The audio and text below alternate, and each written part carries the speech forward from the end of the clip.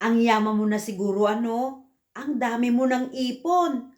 Pero di ba boring ang ginagawa mo at nakaka-stress? Yan ang karaniwang naririnig ko sa mga tao. For your information, hindi naman po sinasabi namin na once na nag-join ka sa IMG, yayaman ka agad-agad. Ang tinuturo namin dito ay tamang proseso para magkameron ka ng seguridad sa kinabukasan. We are teaching building a strong and a solid financial foundation. May dadaanan kang tamang proseso. Pero ang kagandahan sa IMG, may community at platform na makakatulong sa'yo.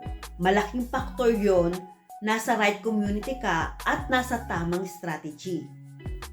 6 years na ako sa IMG, hindi naman sa sinasabi ko na madami na akong ipon or mayaman na ako.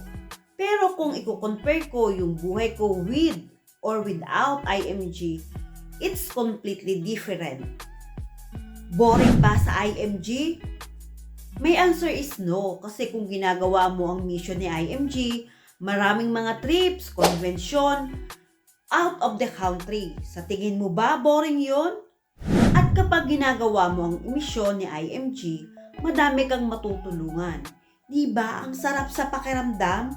Nakaka-stress ba sa IMG? I can be honest. Sometimes, yes. Lahat naman ng business, diba, nakaka-stress minsan. Pero kapag nakikita mong nakakatulong ka sa ibang pamilya, nawawala ang lahat ng yon. Lalo na kapag kumita ka na at nakita mo na ito sa iyong yura. For all your question, comment down below and you can directly message me.